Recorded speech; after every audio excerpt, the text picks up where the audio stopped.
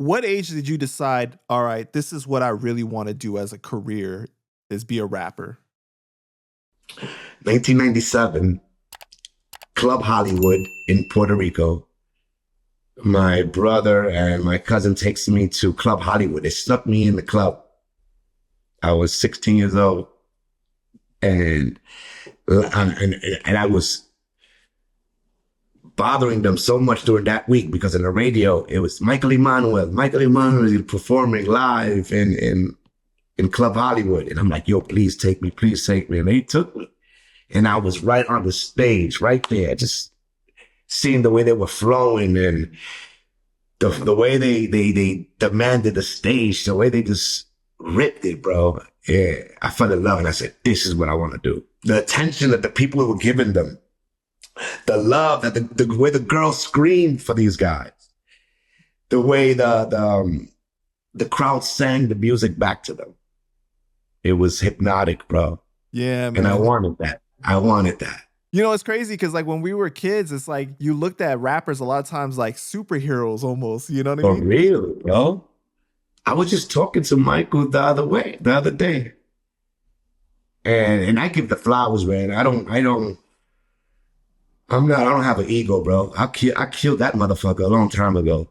And I just gave him his flowers, bro. And when I get to Puerto Rico, I'm gonna meet up with all my heroes, with Gringo from Baby Latte Gringo. I'm meeting up with Michael, meeting up with Elias de Leon, which is one of my boys from White Lion Records, the owner of White Lion Records, who is responsible of Boricua Guerrero, is responsible of Tego, Calle 13, Julio Voltio, all these big names, you know what I mean?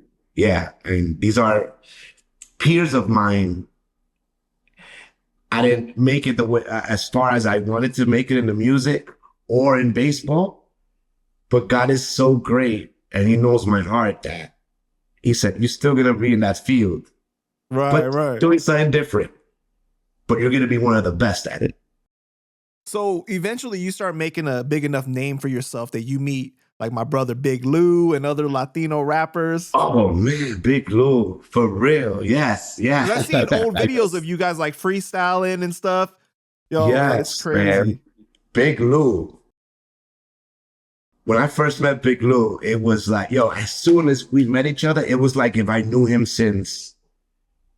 for years, since we were like we were brothers, like that. The connection was so ill, bro. And he came with his brothers from Philly. Off the rip, I don't remember the names, but my man was just, he did like 20, 30 years, did a snitch, you know what I mean? It was like his right-hand man.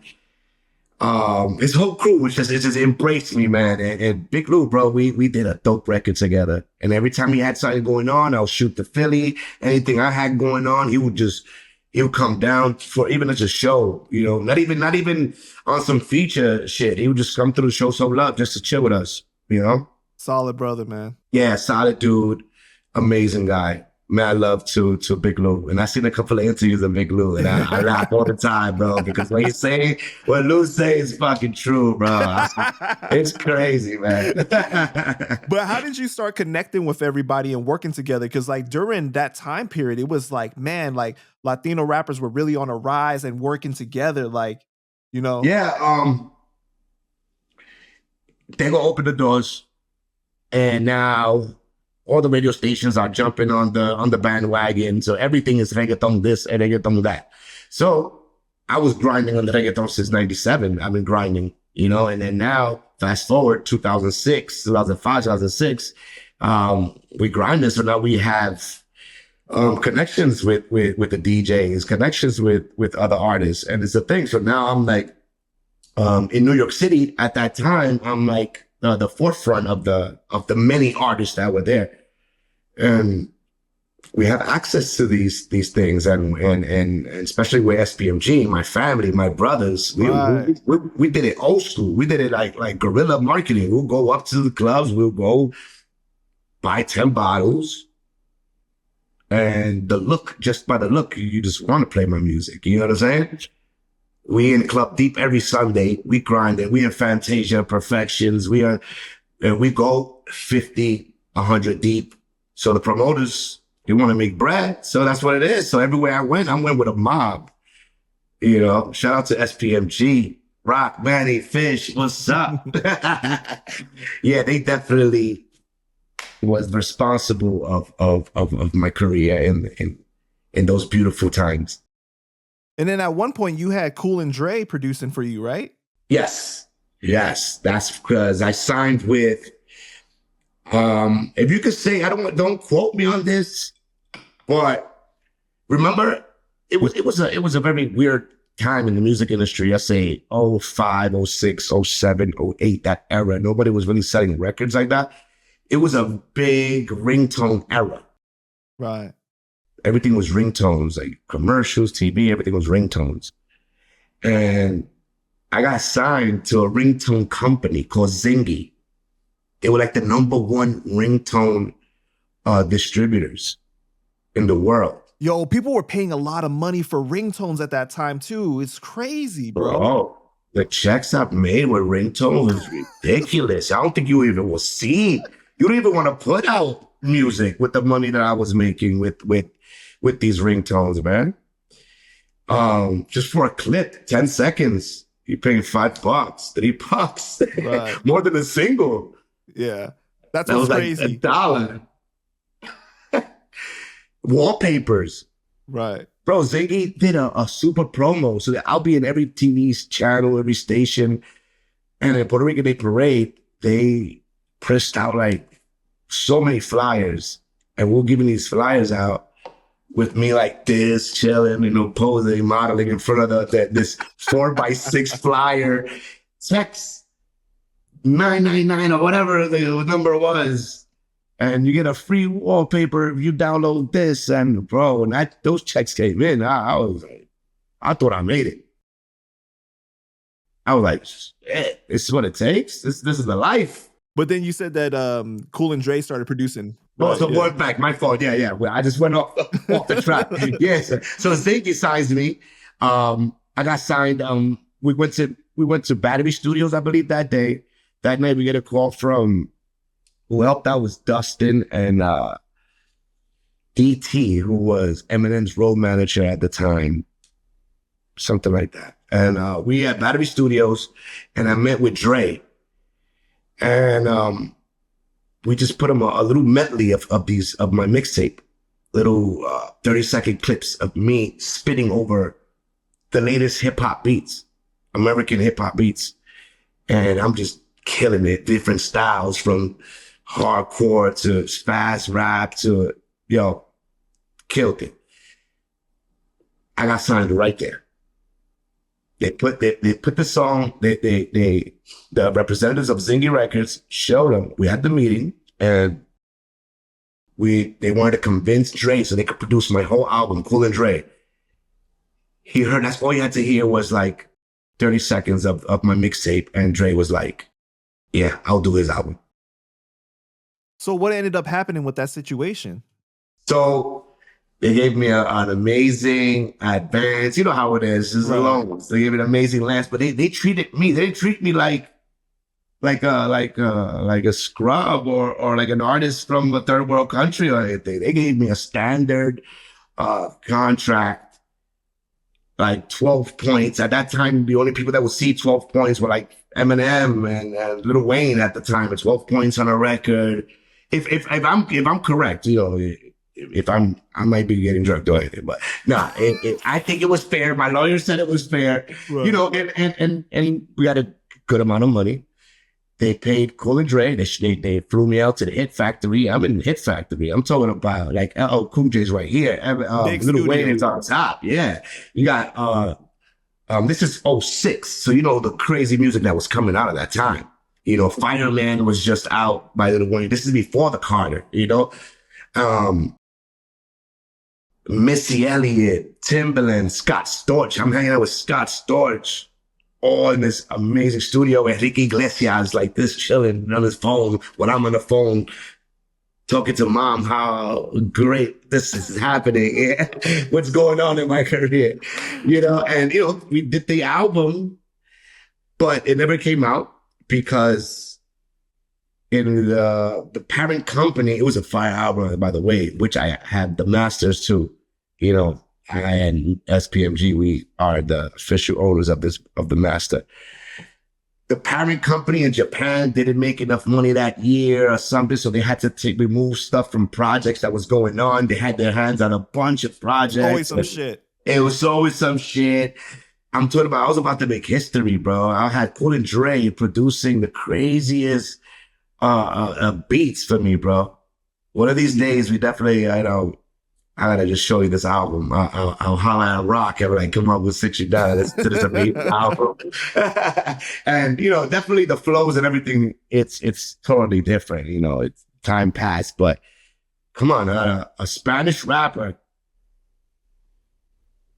getting produced, and they just won a Grammy for the 50 Cent and the Game joint. Right, Hate It or Love It. This album was 100% made in the Hit Factory and Battery Studios.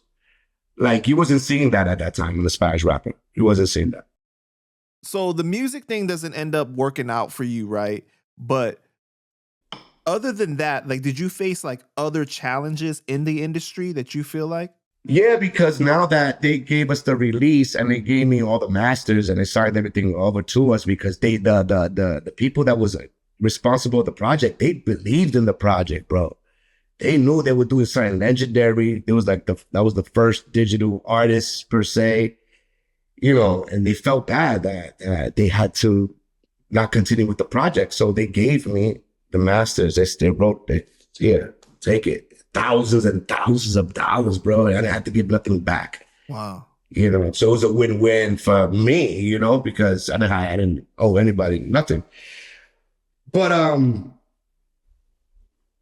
yeah, it kind of sucked because now we're in an era that it was very weird. Like, I didn't know what to do. You know, I think me and my team, we did everything we could possibly do. And now these radio stations are fading away. It was just a weird time in the era. That was like 08, 09, and we just don't know what to do, bro. There was a lot of money being invested now.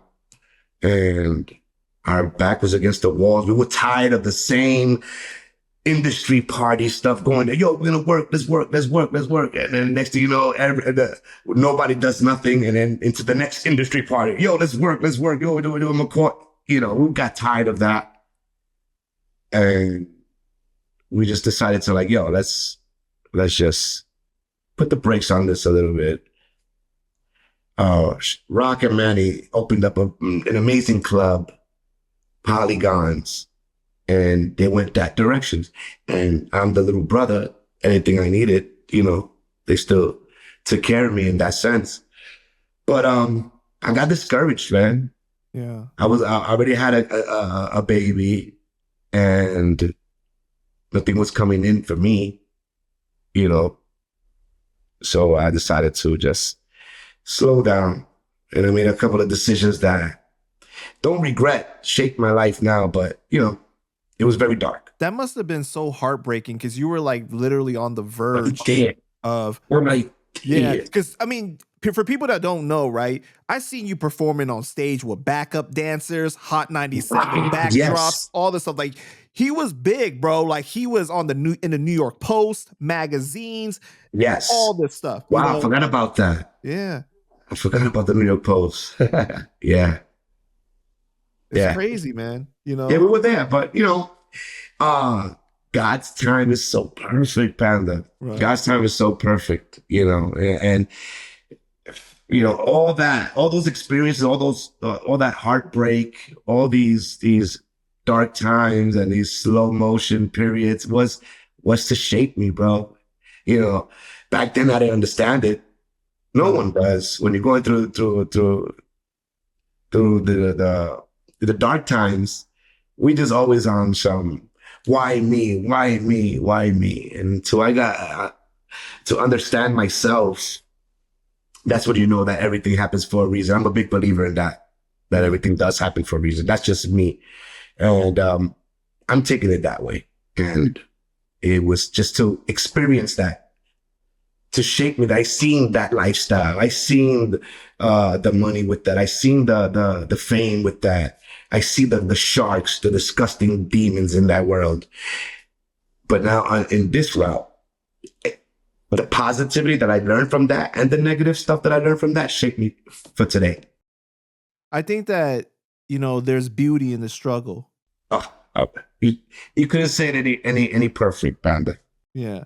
And it's funny though, it's a reminder because so many times in life we're like, if I could just get to this point, everything will be okay. And you get to that point, right? Like a lot of times in hip hop, if I could get the record deal, I'm gonna be all right. I made it. If I could rap on the radio, I'll be all right. I made it. But then you get to that point and you realize this is just the beginning. Now I gotta, it's tough. It's really tough. Yeah, man. That's like when I got signed. You want to put your feet up. Oh, you owe a lot of money, buddy. You got to put the best art. It just started. So all that grind that I thought was a grind was nothing until when you get signed, bro. Right. That's when the rawness happens.